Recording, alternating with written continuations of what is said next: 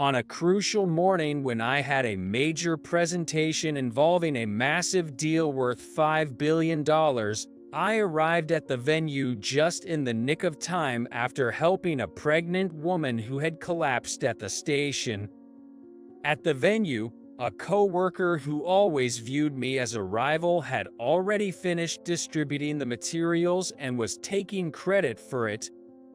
The next day, I was summoned by the company president and handed a pink slip.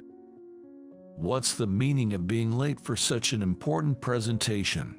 You claim you helped a pregnant woman and that's why you were delayed. Stop lying. I'm not lying. As I tried to defend myself, my coworker chimed in. Well, boss, this guy always makes excuses to get out of work. This time, I happened to cover for him, but it could have caused significant damage to the company, you know. That's right. I hate liars the most. We don't need people like you in our company. You're fired. Fired. My coworker smirked beside me. Indeed, I was at fault for being late. It was such a cruel decision to get fired without any investigation, but those who had belittled me didn't know. This was the countdown to their downfall. My name is John Smith. I work at a startup company in the city. Although it's a startup, the company already has a reputation, and it's a grateful company that recognizes performance as long as you have the motivation and skills, even for someone like me who only graduated from high school. The workload is heavy, but I lead a reasonably fulfilling life. Today, to celebrate the successful presentation of my team, I came to a familiar Western-style bar with my coworkers, Mike, Sarah, and others. This restaurant, located a little off the main street, is called Four Seasons, and it literally offers delicious meals according to the seasons. The proprietress, Emily, is a young, beautiful woman who looks great in dresses and has a good reputation among customers. Of course, the food here is fantastic, and I absolutely love the chili beans at this bar. It's like the taste of my mother's cooking from the past, and no matter how tired I am from work, just having a drink at this restaurant makes my fatigue disappear. Oh, John, it's rare to see you here. Are you here with your coworkers today? Yes, today our work went well, so I thought I'd like to have some delicious food to celebrate. Well, I'm delighted. Then, I must express my gratitude for your continued patronage. Thank you as always. Emily smiled gently and offered a glass of water. Then, Sarah sighed softly as she looked at the proprietress. The proprietress here is really beautiful, isn't she? How should I put it? She has that mature charm, right? Men must like the type of woman like the proprietress, right? Oh, thank you so much. If a young girl like you compliments me, I'm happy even if it's just flattery. Would you like something extra as a token of appreciation?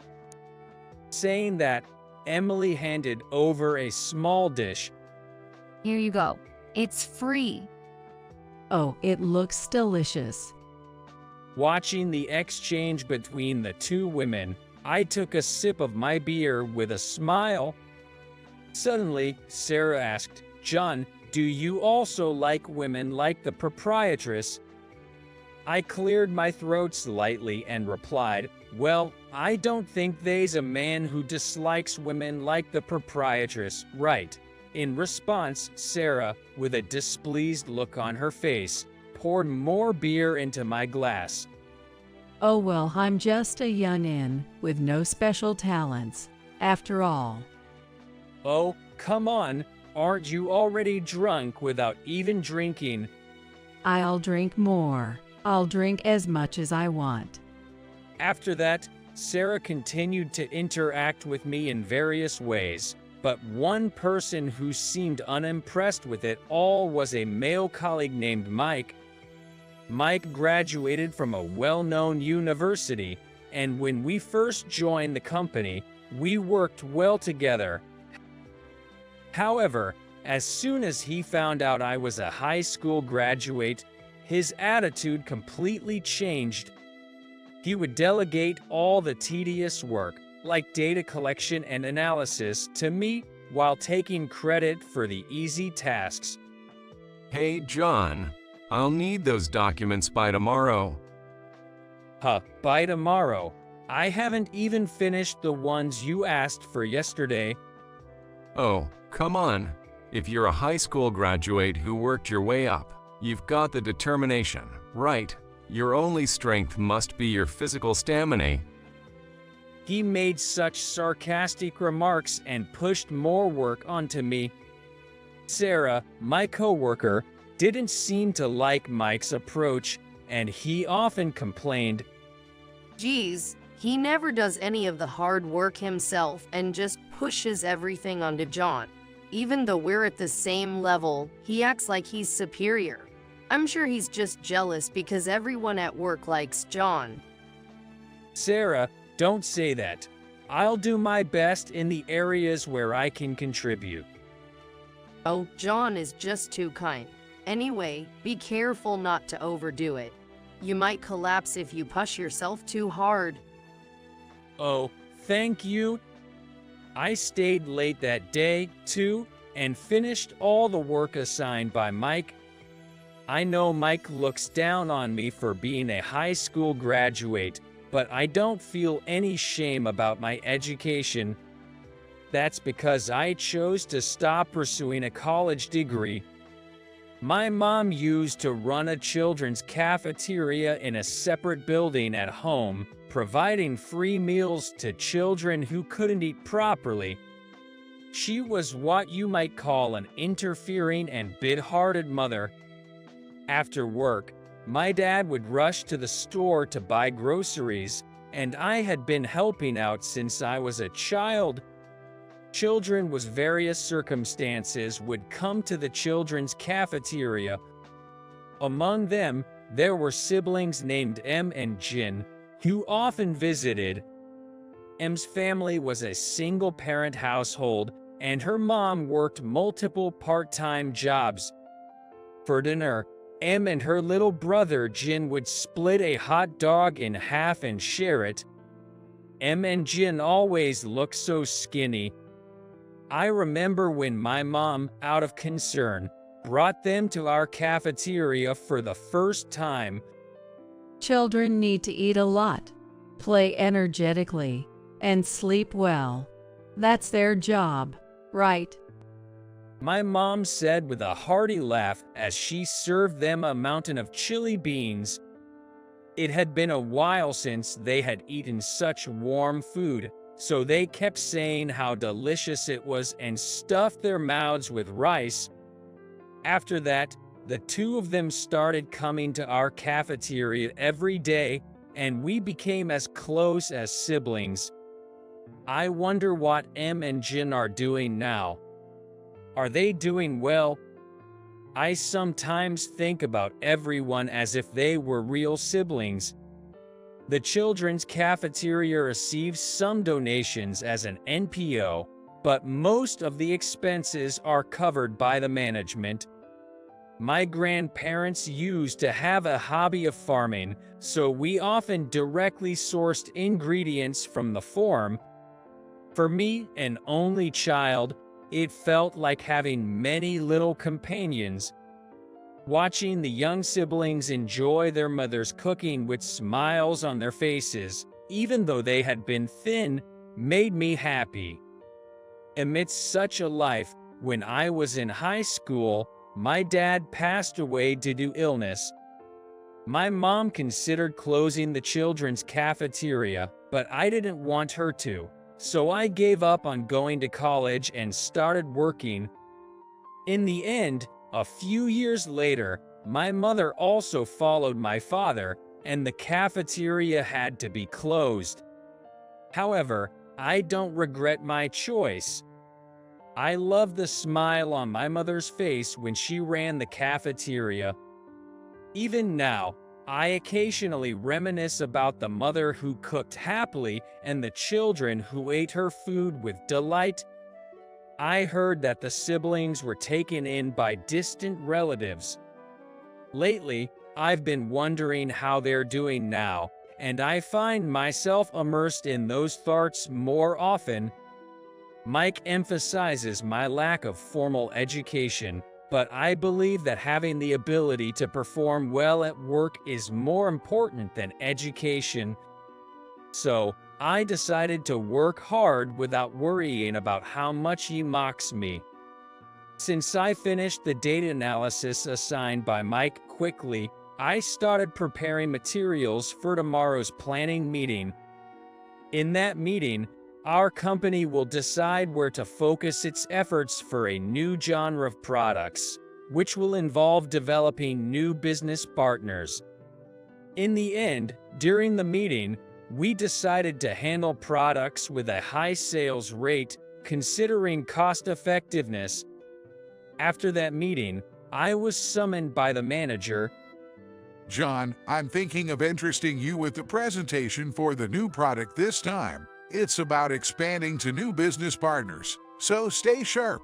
If it succeeds, it could be a deal worth at least $5 billion. Thank you very much, but $5 billion, it's a huge responsibility. As I pondered the weight of this significant task, Mike, who had attended the meeting with me, spoke up to the manager. Boss, why would you entrust such a big task to someone like John, who lacks a formal education? Isn't this the perfect opportunity for me? Mike made a self-promotion while belittling me a bit, and the department head raised an eyebrow. Well, this project will involve a large number of young people. In cases like this, it's better to have someone like John, who is trusted by those below him, to lead. Mike, I'd like you to cooperate with him. I see. I got it. Clearly dissatisfied, Mile didn't press the issue further, and we began preparing for the new presentation together. John, let's make sure it's a success, okay? Yeah, let's do our best together. As I started working with my coworkers on the preparations, Mike, who had initially been in cooperative, eventually began to assist with tasks like creating documents without me even asking. Hey, John. Is it okay to insert this data on page 6? Yeah, sure. Please go ahead. At first, both Sarah and I were suspicious of Mike silently assisting us without any complaints or sarcasm. However, due to his uncharacteristic cooperation, we gradually let our guard down, thinking he might have had a change of heart. Little did we know that this was a massive trap. Even though our team worked overtime together, we managed to create a superb presentation material through collaboration. With confidence that this would undoubtedly lead to success, we eagerly awaited the day of the presentation. On the morning of the presentation day, I woke up earlier than usual to ensure I wouldn't be late as I was heading to the other company's office. However, it's precisely at times like these when troubles tend to occur. While heading to the station, I saw a pregnant woman with a large belly crouching down, holding her abdomen. She looked as if she were in pain, with sweat on her forehead. Although passers-by glanced at her due to it being rush hour, no one said a word. Unable to ignore it, I rushed over and spoke to the woman. "Are you okay?" The woman, upon hearing my voice, slowly raised her head and said with a teary voice, My stomach hurts. "Could it be contractions?" Yes. She nodded, her face contorted in pain. It seemed there was a nearby clinic where she usually received care. Despite still having some time before her due date, contractions had suddenly started. I quickly hailed a taxi and took her to the hospital. Soon after arriving at the hospital, one of her relatives rushed over. I wished her well and hurried to the presentation venue. Upon arriving at the presentation venue just before it started, I apologized to my team members. Looking around the room, I noticed that Mike had already distributed the materials. Sorry, Mike, you saved me. What are you talking about? We're a team. Now, hurry up and prepare for the presentation. Thank you. I rushed to prepare, and we managed to start the presentation right on time. However, as I progressed with the presentation, a murmur of unease began to spread through the room. Soon after, someone from the client's company expressed their displeasure. Hey, the presentation materials and the projector's visuals don't match. What's going on? The data in the materials is completely different from the estimates. Are you even organizing your data properly? Presenting with such sloppy data is an insult to our company as well. What are you thinking? As I questioned the heckling coming one after another, I checked the materials in my hands. To my surprise, the materials prepared by me were completely different from what was there. Huh, what does this mean? Beside me, Mike smirked softly. Then he said, "Ladies and gentlemen, I apologize for the earlier mistake in the materials I handed out." He distributed the correct materials that I had prepared in advance. Mike looked at me with a mocking smile and took the microphone, saying, "From this point on, I'll be responsible for the explanation." It was a $5 billion deal, and I had to leave the stage with a bitter feeling, making sure not to spoil the atmosphere. Mike's explanation was exactly the same as the script I had prepared. I've been had. I clenched my fist with frustration. Mike probably had this planned from the beginning. He wanted to give the impression to the higher-ups that I was incapable and that he was more competent than me. Although the presentation itself ended successfully, thanks to Mike, my standing in the company had reached its lowest point. The guy who not only arrived late, but also messed up the presentation materials is unbelievable. That's my current evaluation. The next day, the president came to my department and gave me a stern reprimand. What on earth were you thinking? When you showed up at the presentation venue at the last minute, you presented with the wrong materials. You are bringing disgrace to our company. What were you thinking? I'm really sorry.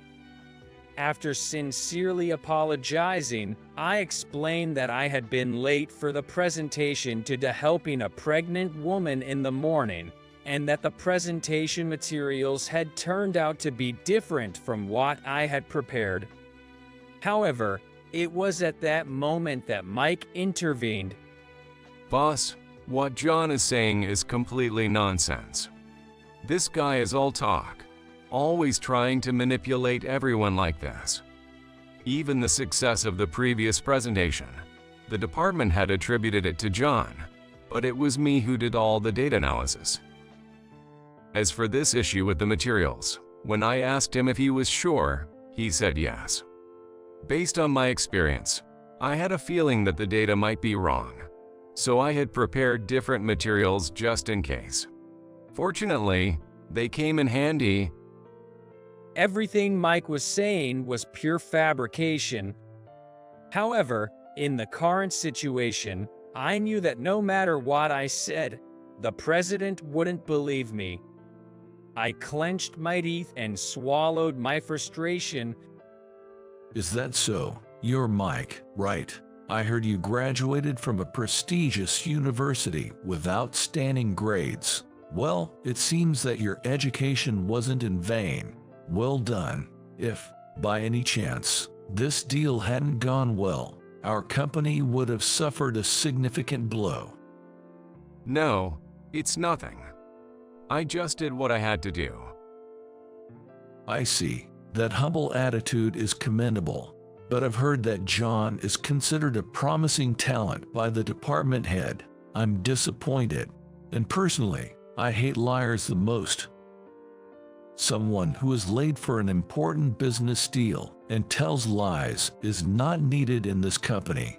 John, you are fired. Fired. What? I was taken aback by the sudden announcement of my dismissal. Then Sarah, who had been listening to our conversation behind me, tried to speak up to defend me. Boss, if I may. Sarah, it's okay. But The president, who had been listening to our exchange, gave Sarah a stern look. Oh, so you're John's coworker. To question my decision like this. Did he teach you not to follow the company's rules? It seems that high school graduates like you haven't been properly educated about societal rules.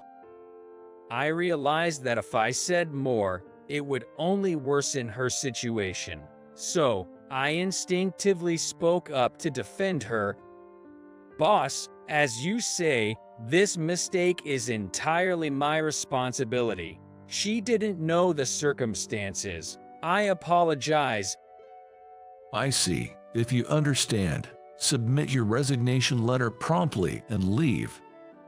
Yes, got it. As the president left the room, Mike, who had been waiting behind me, spoke up. I guess people without education can't do anything right.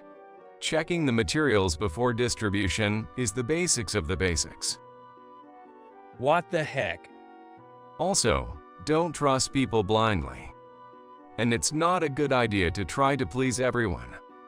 It only leads to losses. Sarah, you have such a poor coworker. If she had joined my team from the beginning, I would have taken good care of her. no, I'd rather not receive any special treatment from someone who resorts to such dirty tricks.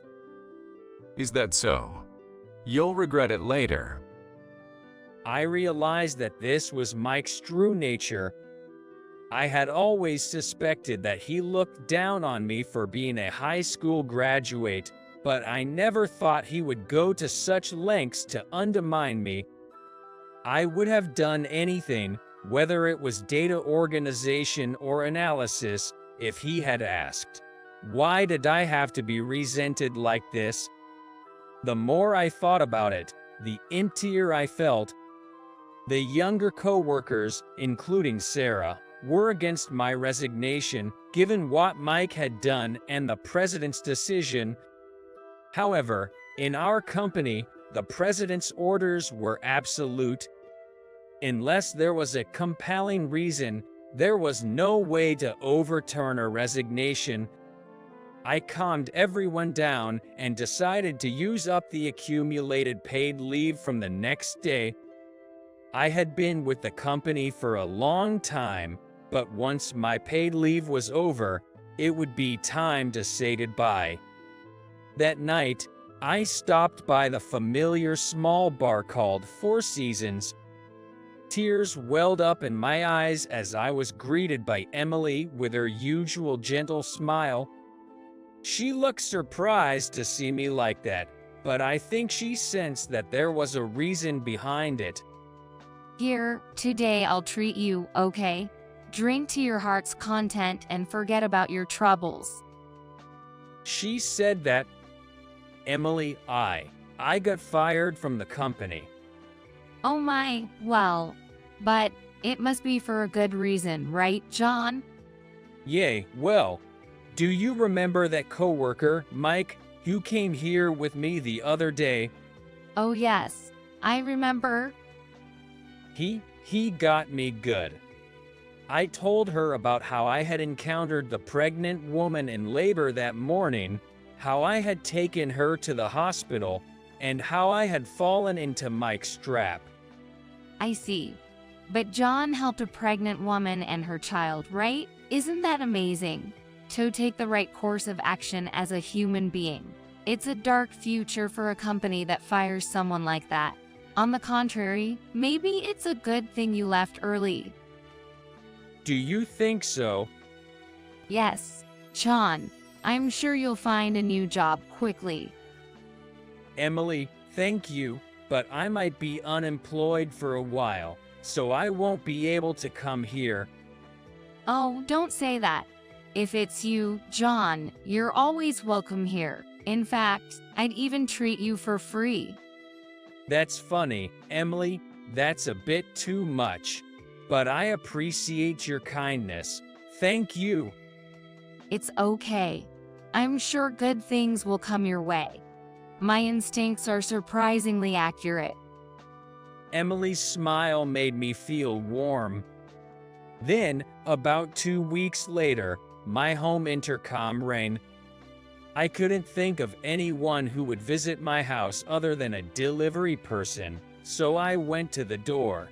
To my surprise, Emily was there. Emily, what brings you here? John, long time no see. Are you doing well? Actually, someone really wanted to meet you, so I got the address from Sarah and brought that person here. Huh? Someone who wants to meet me? Yes, this is Olivia Davis. She's the one you helped 2 weeks ago. Oh, the one from that time. Are you okay now? Yes, thanks to you, I was saved that day. My child was born healthy as well. It's all thanks to you. I'm really grateful. Saying that, Olivia held my hands. I see. I'm glad your baby was born safely. When I responded, her expression suddenly darkened. But I heard that you lost your job because you helped me. What a terrible company, questioning their president's judgment. Well, it's all in the past, Olivia. You don't need to worry about it.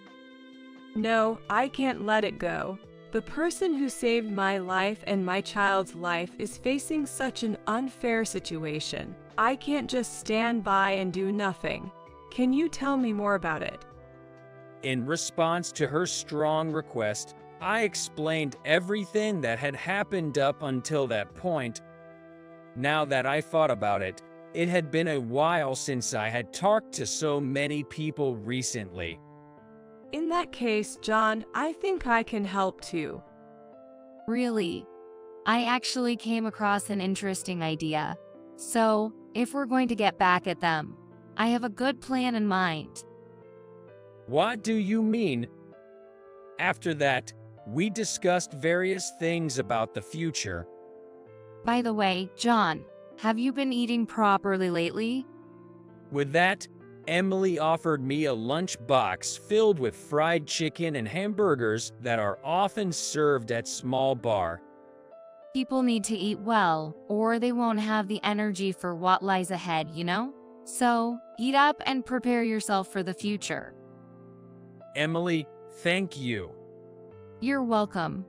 By the way, John, I heard that you gave my restaurant's business card to Olivia when she asked for your contact information at the hospital.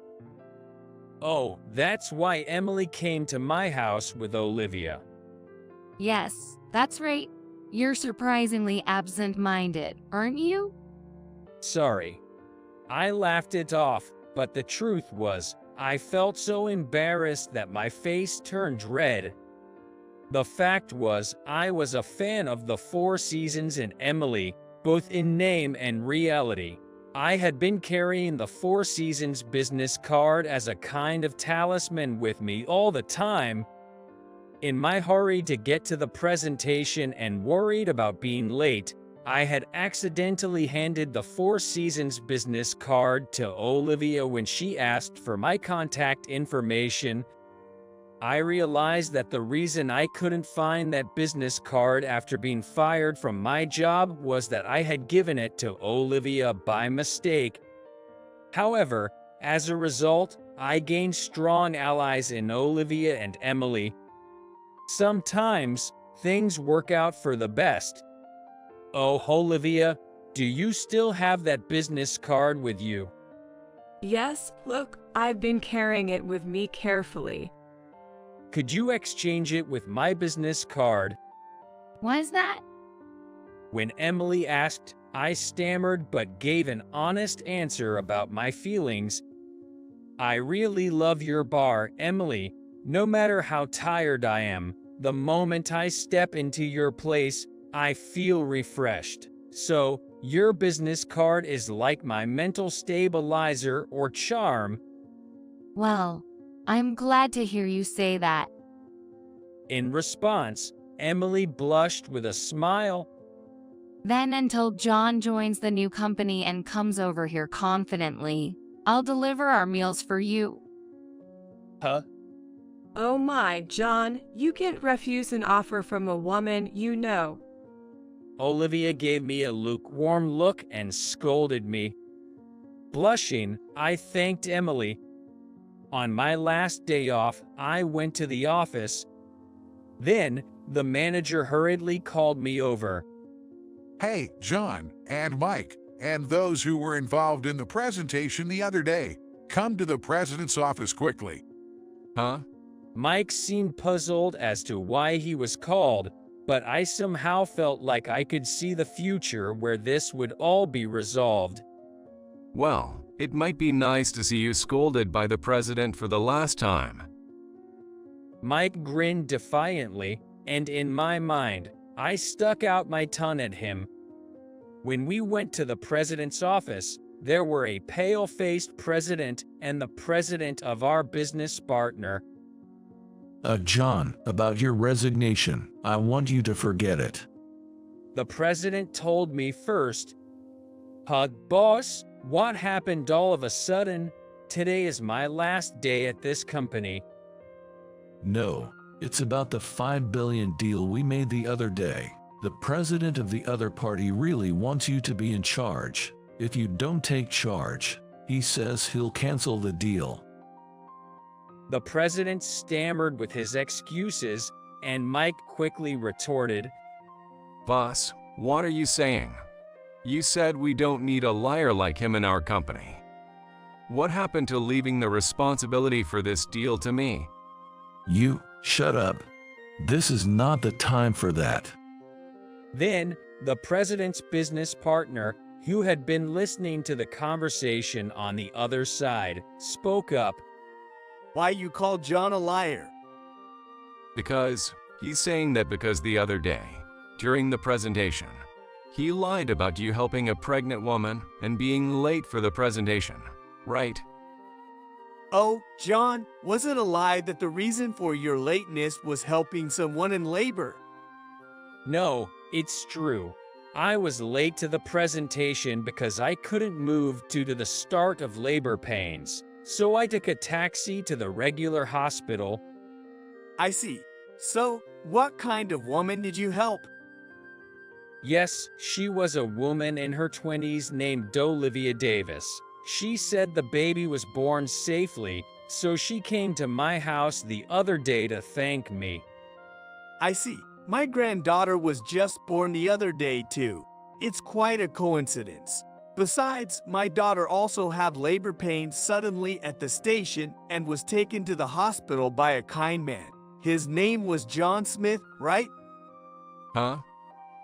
The business partner's president laughed joyfully as if he had successfully played a prank. Well, Davis, does this mean that John saved your daughter? Yes, that's right. The person who saved my precious daughter and grandson from being called a liar and losing his job can't be helped, so I can't stay silent. Then Mike said with a bitter face, Still, even if that's the case, isn't it entirely personal to say that he should be in charge? He's a good-for-nothing who made a mistake with the presentation materials. Shouldn't we consider helping people and work abilities separately? Oh, really? Do you think he's a good for nothing? Yes, that's right. He's just a high school graduate and a good-for-nothing who can't do his job. When Mike yelled loudly, Sarah, who was also in the president's office, raised an objection. Boss, I have a report about the incorrect data distributed during the presentation. What is it, Sarah? What do you have? Yes, the person who created the incorrect data during the presentation was Mike. I confirmed it by checking the properties and logs of the materials used for printing, so there is no mistake. It is also confirmed that John was the one who created the correct materials that were distributed later. What? So, you're saying that Mike was the one who lied from the beginning? Yes, that's right. With Sarah's testimony, Mike turned pale, and Davis added salt to the wound.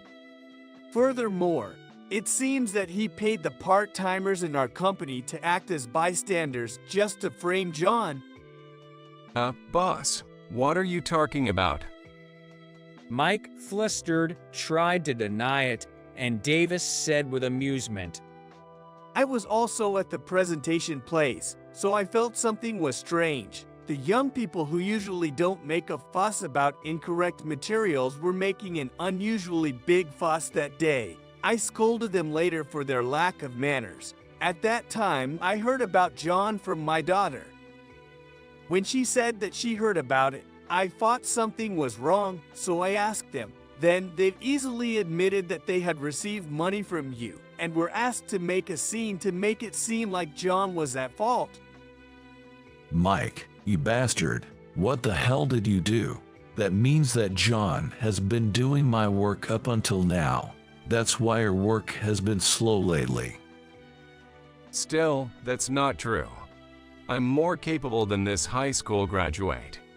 But everyone, they just keep praising John. We don't need someone like him at our company. I'm the one who thinks about the company from the bottom of my heart and devotes myself to it. It was when Mike shouted so loudly. That's a big fat lie. Suddenly, the door to the president's office opened, and from there, Olivia and, for some reason, Emily in a suit entered. What? Olivia and Emily? I was surprised, and Olivia, dressed as a full-fledged career woman, gave me a light wink. And the next moment, she glared at Mike. Nice to meet you. I am Olivia Davis, Vice President of Davis Company. I was the one who was helped by John here the other day. This time, I have come to expose Mike's fraudulent dealings. Mike is involved in fraud. Even the president seemed surprised by this. In this business negotiation, our representative, Christopher, was approached by your Mike for padding the bill. It was a deal where the profits would be split if it went well, and he already brought a padded invoice. The amount is $10,000 with a plan of $5,000 per person. However, he was consulting with me about what to do at the last minute. So, him serving your company, that's a big lie, isn't it? Lies. It's a mistake or something. I don't know any guy named Christopher. The panicked Mike retorted, and this time, Emily, still in a suit, told him off. Oh dear, Mike and Christopher often come to our store, don't they? They were even here last night, weren't they? Look, the video of you two together is on this smartphone. She said that and showed a video of the two of them on her smartphone. So, all you have to do is do as I told you, and you'll get $10,000 in one go. That's a big profit, isn't it? The video showed Mike and Christopher, with their arms around each other, in a hushed conversation. This video was so incriminating that no further evidence could be found. I shot this video because they were talking about something so dangerous. Mike comes to our store and bothers the other customers with his overbearing attitude. And even if I tell him I don't like it, he keeps pestering me. I thought it would be a good idea to have this on hand in case trouble ever arose. The eyes of Emily, who exposed this, were not smiling at all. You bastard. You guys are making fun of me, aren't you? Is this high school graduate really that great? I'm an elite graduate from a famous university. Why? Shut up. What are you saying? It's all your fault. You're the one who's fired. You're fired. The president, his face turning red with anger, shouted at Mike. Upon hearing the commotion, a security guard arrived and restrained the loudly shouting Mike. He was then ordered to suspend himself from work at home. So, John, what do you want to do? Do you still want to work for this company? When asked by President Davis, I shook my head decisively. No, I don't intend to return to this company. Why not, John? Please come back. No, boss. At first, I thought this was a wonderful company that would give even a high school graduate like me a chance. However, with this incident, I've realized that it's not like that. I want to work in a place where I can make better use of my abilities. That's right, isn't it? John has that value. You should excel in a new environment. And Dad, with my authority as Vice President, I want to hire John at our company. Is that okay? Honestly, this was a godsend. I had heard about the company from her the other day and thought it sounded like an interesting company. Oh, I was going to hire him before you told me. Thank you, Dad. So that's why, please continue to take care of me, John. Yes, thank you very much. And so, I ended up working for Davis Company, which has branches all over the world. I am now in charge of the import department and import various items from overseas. I have a family relationship with Olivia, and her son Michael, who was born at that time, is already good friends with me. Since then, Mike has been fired, and the 5 billion yen deal has been canceled. As a replacement, the cosmetics that were supposed to be purchased from the previous company are now imported by me from overseas at a low cost. For Davis Company, it has not been a loss, but a profit of 10 billions, and Vice President Davis is in a very good mood. As for me, I have also become acquainted with Emily in places other than her bar. But to be honest, she is on my case. Today, too, had 4 seasons. I enjoy delicious dishes she has prepared while savoring fine wine. It's my blissful time. And recently, there is another woman who has become a regular customer at this store. That is the woman who is now guzzling champagne in front of me, Sarah, a former coworker. Oh, I finally transferred to Davis Company and was thinking of getting closer to John, but I was a step too late. I'm so frustrated. Yes, she followed me to Davis Company. From a woman's perspective, she has a reputation for procurement, and now she has become a respectable buyer. But it makes sense that I can't possibly compete with you, Emily. I'll work hard to become a wonderful woman like you and find an even more wonderful man than John someday. Oh, Sarah, I think you're wonderful just the way you are. Thank you very much. Well then, another glass of the recommended champagne. Hey, you drank too much already. As I was chiding Sarah for saying so, Emily laughed and held out a small plate of fried chicken in front of me. While eating it, I praised the food once again. "Your cooking, Emily, it's really all my favorite, or rather, it's nostalgic." Is that so? I'm glad you like it. But isn't it natural for you to like my cooking, John? Huh, why? Hey, after all this time together, you still can't remember, Johnny? Huh, that nickname. Are you, M? That's right. I'm Em, or rather, Emily Parker. I see. You've become so beautiful that I didn't recognize you at all. She used to come to my mother's children's cafeteria every night when I was a child. So, how is my little brother, Jin, doing now? Oh, come on, Johnny. You meet him often, don't you? He's our chef, Jin. Huh, that Jin with the stern buzz cut. That's right. Johnny must be surprised, right? The scrawny guy has turned into a muscular gorilla. There's no trace of his old self. But it's all thanks to your mom that we've come this far. Our mom's cooking is just like your mom's, Johnny. We're really grateful for that. Is that so? No wonder your meals, M, always have that nostalgic taste. For us, rice is linked to happiness.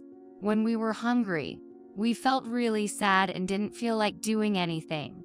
But when we ate a full meal at the children's cafeteria, we became happy and slept well at night. Jin said the same thing. So, Johnny's mom was the one who gave us happiness. After my mother passed away and I was taken in by my grandparents, I could finally eat properly, but I always remembered the meals here. I wanted to become someone who could make such a kind and delicious meal someday, so I worked hard. Yeah, now you can make that taste perfectly, right? M's cooking is really delicious. I'm glad. Someday, I want to save up money and start a children's cafeteria too.